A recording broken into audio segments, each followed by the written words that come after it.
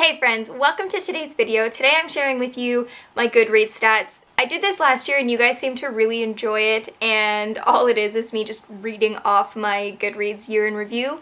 I figured I would do a video on this again because it's really hard to find because you have to go onto like the desktop site. You can't get to it, which is kind of annoying.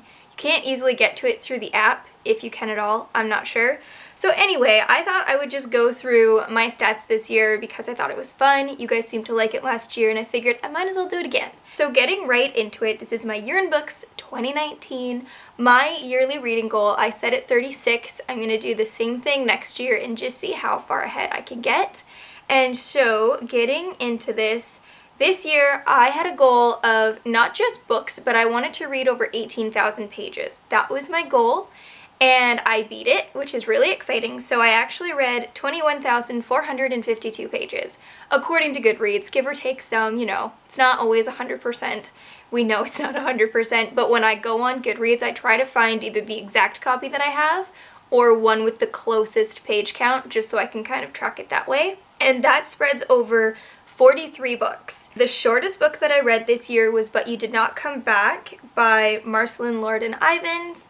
And it was only 100 pages. It was a memoir. It was very, very short, very impactful. I think I ended up giving it like 4 stars. I really enjoyed it. It just like wasn't a perfect book for me. And then the longest book that I read is Brandon Sanderson's Way of Kings, which is also one of my favorite books that I read this year. I absolutely loved it. It is a chunker, but it was so good. The most popular book on Goodreads that I read was Pride and Prejudice by Jane Austen, with almost 2.9 million reads. And then my least popular book was The Illuminations with 1,863 reads, and it was very forgettable. It was, I don't really even remember exactly what it was about.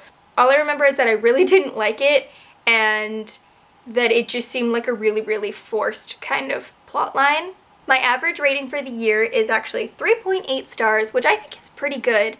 I've definitely read a couple 1 stars and 2 stars this year, but for the most part, I think the majority of my books have been like 4 and 5 stars. So 3.8 is a pretty good average. It means I haven't read too many terrible books this year. The highest rated on Goodreads at 4.64 is The Way of Kings, which definitely deserved it. My first review of the year was The Final Empire, 5 stars. Love Mistborn. I don't know when I'll read it again. I have no idea because I have so many things I want to get to first, but I will definitely be rereading it at some point in my life because it was so good and I would love to relive that story again. So as you can kind of see beside me here, I'm just really quickly scrolling through so that you guys can see all the books that I read this year. Last year I read them all out and I thought that was a little bit monotonous, so we're not going to do that again this year.